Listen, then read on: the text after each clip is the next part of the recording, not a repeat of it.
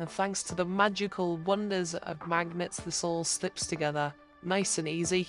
If you snaffle yourself the violet tablet, this can come bundled with a light grey keyboard, whereas if you get the space grey tablet, are they actually worth getting? So I've been using the Sonos Ace headphones for more than a month now. I've edited videos with them, I've listened to a lot of music, I've gone on flights, and turns out they're really solid, and they do have some really nice features, but there are also definitely some downsides. And there's really only a small group of people that I would actually recommend these to. Welcome to the Lucas Tech Podcast, your ultimate guide to the world of technology.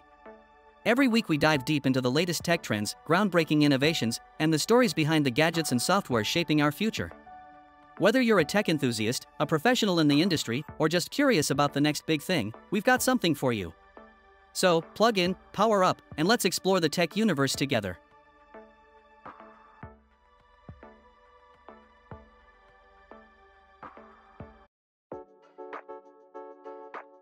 Today we're going to be checking out the fresh new Huawei MatePad 11.5S Paper Matte Edition, a tablet very much designed to be taken on the road with its remarkable paper matte display, and one for more creative types with its responsive 3rd Gen M Pen stylus and feature-packed apps for drawing, editing, all that kind of shenanigans. Goes on sale mid-June, starting from 349 GBPs, but if you order it before July the 2nd, you'll get it bundled with Huawei's magnetic keyboard accessory for bugger all extra cost. So let's have a proper old grope of the Huawei MatePad 11.5S Paper Matte, and a big old thanks to Huawei for sponsoring this video. Cheers! So first up, what do you get chucked in the box? Well, unsurprisingly, you've got yourself a tablet. You've got a surprisingly dinky wee supercharge adapter, USB cable, and Huawei has also kindly chucked in a microfiber polishing cloth. Oh, it's a proper nice one too, nice and soft. Luxurious. And that's everything you get chucked in the box. Now, the Huawei MatePad 11.5S Paper Matte is, of course, an 11.5-inch tablet. It's right there in the name. Pleasingly skinny at just 6.2 mils, and it weighs just a squirrel's scrotum over half a kilo. So despite that generously sized screen, the MatePad 11.5S should slip into most backpacks without much in the way of huffing and puffing. The bezels surrounding that screen are pretty much an ideal size, not too chonky, but also just about thick enough so you can comfortably grip the tablet without your thumb flesh intruding on that panel and balking up the responsiveness. And the rest of Huawei's design is just as smart and sleek. Got yourself an aluminium unibody, which you can pick up in either space grey or a lovely violet tone. Wraps right around the edges and the back end of that tablet. Certainly seems to be pretty hardy. Thankfully, the camera doesn't poke too far from that arse end, so you only get a wee bit of rattle when it's sat on a desk. And as usual with Huawei devices, you've got a good bit of Harmony OS slapped on here. And this is blissfully light on crapware. There's no AliExpresses, Facebooks, LinkedIn's, booking.bloodycoms. If you want to download some fresh apps, it's the Huawei app gallery that you'll want to wander to. You won't find any Google apps, etc. in here, but if there's anything you can't find, you can always use a bit of Petal search. So for instance, there's still no Spotify on the app gallery, so let's install the APK from APK Pure. You just got to remember to be a bit more careful when you're installing APKs as opposed to verified apps from an app store, but at least the Huawei MatePad will perform a security check just to make sure everything seems to be tickety-boo before you install it. And as usual, multitasking with several apps is super simple. You can open apps in a floating window to drag around anywhere, otherwise you can do a good bit of split screen action. But I gotta talk about this stunning paper matte display because it's an absolute highlight of the MatePad. Absolutely the best reason for buying this thing. That 11.5-inch panel is a great size for pretty much anything you could possibly want to do, be it editing video, checking out your photo albums, just kicking back with a graphic novel, or maybe streaming a video, or perhaps ejaculating some of your creative inspiration all over the internet. Whenever you're into, the 2800 by 1840 pixel resolution means all of those images beautifully crisp, Of course, the 3:2 aspect ratio quite well suited to running two apps side by side. It's also perfect for reads and nice punchy colour reproduction as well. Those more vivid tones really shine through. But the MatePad is absolutely ideal for anyone who's out and about quite a lot. That screen maxes out at 500 nits. And thanks to the paper matte finish, that's more than enough to comfortably see what is going on, even when you've got sunlight glaring down on this thing. This cunning screen design obliterates pretty much all reflections thanks to its nano-textured glass and the anti-reflective coating type situation. I got this thing aimed directly at my studio lights, and as you can see there, they're doing bugger all. Definitely handy if you want to do a good bit of reading by the pool or whatever. And despite all of those many layers, the visuals are still crystal clear. You won't feel like you're watching a movie after smashing several pints of whiskey, unless that's exactly what you're doing. And movies will sound just as good thanks to the Histon 9.0 audio setup slapped onto the MatePad. Let's just bump up that volume, show you what we're working with. The MateBook X Pro 2024 is just how stupidly dinky it is.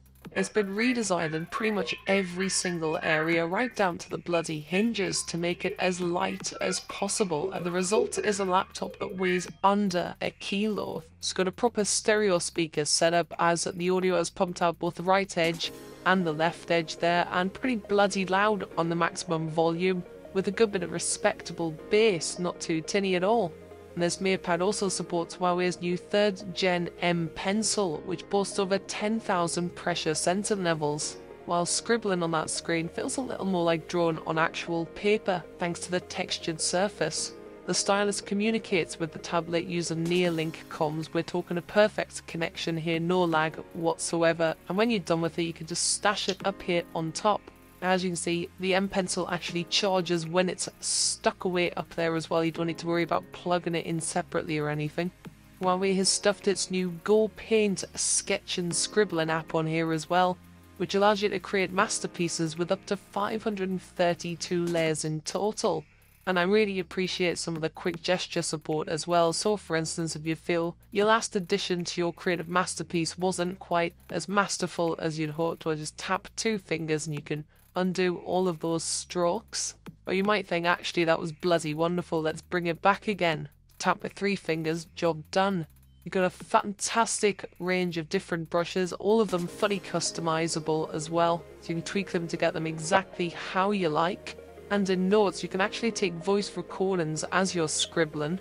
So for instance, right now I'm providing a nice bit of commentary about a lovely little smiley face I'm drawing in this corner. So for instance, right now I've provided a nice bit of commentary about a lovely little smiley face I'm drawing in this corner. And of course, the MatePad comes with a handy keyboard cover accessory to basically turn it into a dinky wee laptop. And thanks to the magical wonders of magnets, this all slips together nice and easy. If you snaffle yourself the violet tablet, this can come bundled with a light grey keyboard, whereas if you get the space grey tablet, as you can see there, the board is black. And considering it's a simple keyboard cover, you've got respectable travel, decent amount of feedback, but bear in mind there's no backlighting. And just like the M Pencil stylus, this keyboard communicates with the tablet using Neuralink tech. So even if you tear them apart, you can still type on that keyboard and the tablet will respond. Now as usual, Huawei isn't actually disclosing what processor runs the show here on the MatePad 11.5S, but everyday performance certainly seems smooth enough and good enough for editing video. If you want to get a bit of that on the go, using Huawei's own Petal Clip app, you can certainly pull together some shareable masterpieces from all of your random footage that you've filmed. And of course you can play the latest, greatest app gallery games, so I just chose this one at random, Angry Shark whatever. Certainly looks like an absolute banger. Alright, I don't know how I got in this pool, but let's roll with it. I love how she seems completely unperturbed by the presence of an enormous shark in this pool. Jesus Christ. This shark has definitely had his Weetabix. Oh, fried. And Huawei has managed to cram a sizable 8,800 mAh capacity battery inside of the MatePad 11.5S as well. So you can play that short game for literally hours and hours. Yuri. And that right there in a lovely wee nutshell is the fresh new Huawei MatePad 11.5S Paper Mate. As you can see, if you want a tablet to use outdoors, that screen is absolutely stunning, perfect for reading, writing, editing photos, editing videos, whatever you want to do. Absolutely kicks that annoying screen glare right in the crotch. So it'd be great to hear what you think down in the comments below. A massive thank you again to Huawei for sponsoring this video. Please do poke, subscribe and ding that notifications bell for more on the latest and greatest tech. And have yourselves a really wonderful rest of the week. Cheers everyone. Love you.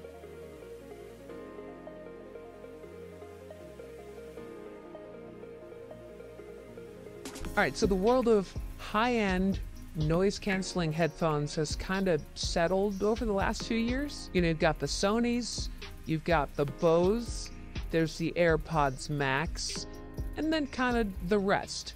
But now, player 4 has entered the game. Sonos. So you've probably heard of Sonos. They've been making these premium sound bars for years. That's been their most popular product. And everyone just kind of figured they would eventually get into headphones. It was just a matter of when and how much. Because that's the thing about Sonos speakers is they are premium. They're very expensive. And so now here, it's obviously interesting enough that it's a new player, but they're also now expensive. $450 Bluetooth noise-canceling headphones. So at that price, the question is, are they actually worth getting? So I've been using the Sonos Ace headphones for more than a month now. I've edited videos with them. I've listened to a lot of music. I've gone on flights. And turns out they're really solid. And they do have some really nice features, but there are also definitely some downsides. And there's really only a small group of people that I would actually recommend these. So let me just start with the basics, right? So these are the headphones. They are mostly made of plastic, and that is totally normal in this price range because that makes them super lightweight and comfortable.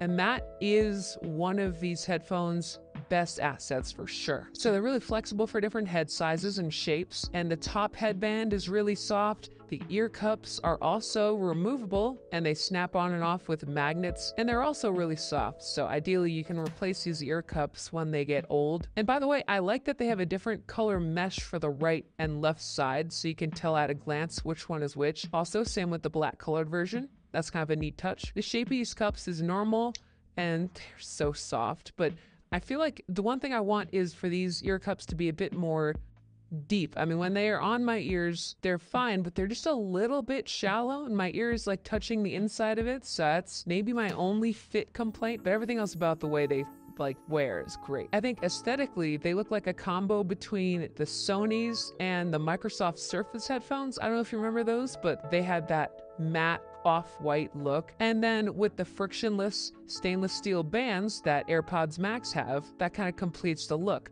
Overall, pretty simple though. Not too much branding, not too many crazy accent pieces, just good looking and good feeling headphones. Here's where I start to have complaints though. So this is the case that it comes with. Pretty simple design. It's like this recycled material, and it's got a different color inside versus outside.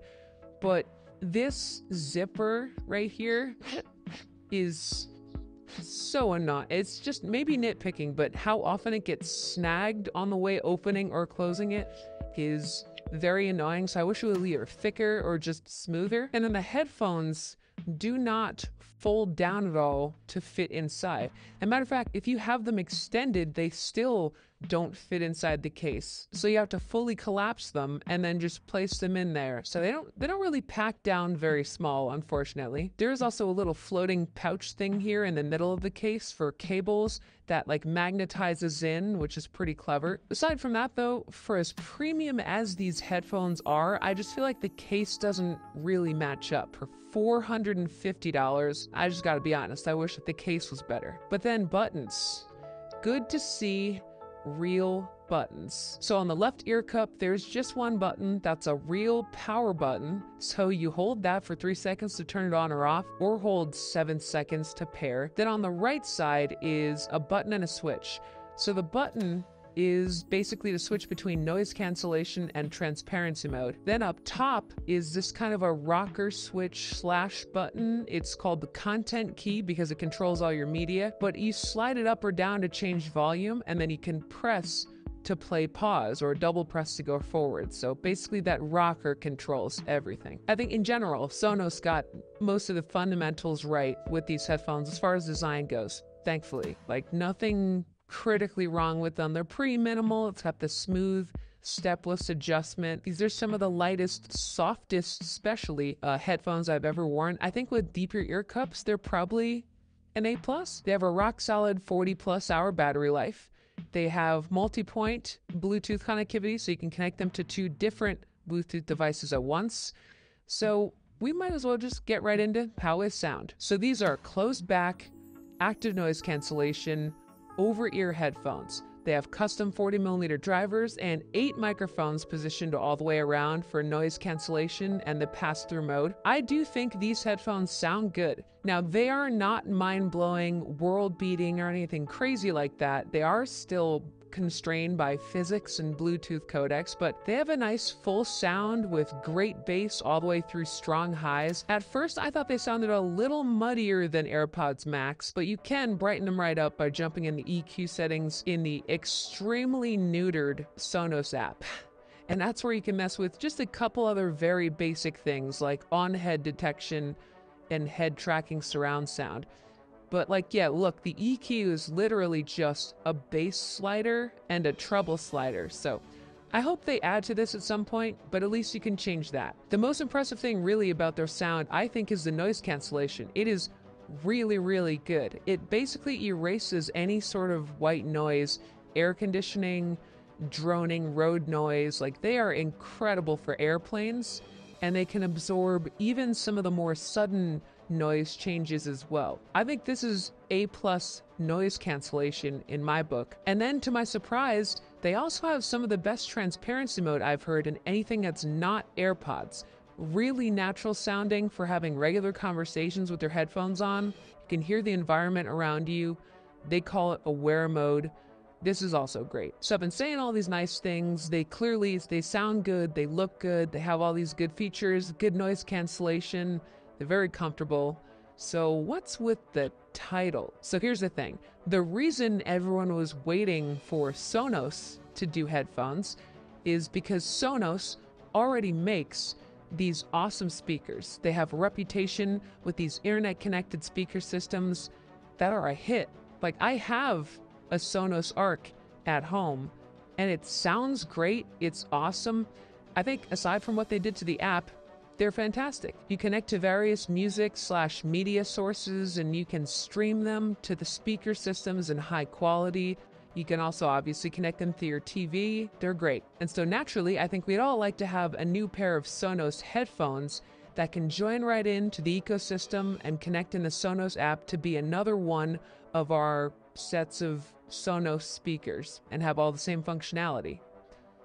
Unfortunately, they can't. These are not Wi-Fi connected headphones. They're just regular, they're Bluetooth headphones. So what you can do is when you're home, you can connect the headphones straight to the speakers, and then you can quickly swap between the Arc speaker and the headphones with a single tap of the content button. So when they're connected, you can swap back and forth between watching TV with the speakers and with the headphones pretty seamlessly. But the headphones themselves are not actually Wi-Fi enabled. Like, they're not going to pull anything from any streaming services directly to the headphones like some Sonos speaker systems might. So that's the bummer. And honestly, I think it's probably a battery issue why they aren't able to pull it off on these. And this all might not even be a big deal to almost anyone because basically no other pair of headphones has that ability yet anyway. But for a new $450 pair of Sonos headphones, kind of thought maybe they'd be able to pull it off, but they didn't. Which means they kind of, to me now, feel like almost an overpriced version of the Sonys that already exist. Now I'm talking about the Mark IVs, not even the Mark Vs, which kind of felt like almost a little bit of a pointless upgrade. Now I actually recently made an upgrade that I was curious if it would actually make a noticeable difference to me or not. I've been using the 8 Sleep Pod 3 for a couple years now, and I recently upgraded to the Pod 4, and turns out it was actually pretty sick. So the 8 Sleep, it was already really good at sleep tracking with all the sensors and the heart rate monitors and all that fun stuff, but they've redesigned the tech inside it, making it more comfortable. It's also now twice as powerful for cooling and 40% quieter. But maybe my favorite update is there's a little tap area on the side so you can silence or snooze a vibration alarm just by reaching over and tapping right here, which is pretty sick. But the extra cooling, I think, is actually making a difference to me. I think a normal good night of sleep for me, I'm getting like high 80s or low 90s as a sleep score, which I thought was pretty great. And then lately, I've gotten a couple hundreds, which I never used to get. But now I feel like I'm getting 100 like once a week, which is unheard of for me. They said the tech behind the Pod 4 has been clinically validated to increase sleep time by up to an hour every night, and increase deep sleep by up to 2.5 hours a month, and reduce wake-up time by 3 hours a month. All these are little gains that really just add up. And unlike the Sonos app, the 8 Sleep app is really good and consistently is getting better over time. And then also with the Pod 4 Ultra, they made this insane adjustable base that can go underneath your mattress, so it can actually adjust it to different sleeping positions. And then you can turn on automatic snore detection, so if it detects snoring, it like gently lifts your head up a few degrees to stop it for you. So if you want to check one out, I'll leave a link below. It's 8sleep.com/MKBHD, and then if you use code MKBHD, you get $350 off a Pod 4 Ultra or $200 off a Pod 4. You're welcome. So at the end of the day, let's say you're in the market for some high-end noise-canceling headphones, right? Obviously, there are some choices. These feel like they're a direct competitor to AirPods Max. Most people who have an iPhone, an iPad, or a Mac, and a bunch of stuff in the ecosystem who still want that seamless experience will probably still go with AirPods Max, even though they're more expensive. But what I will say is, those are heavier,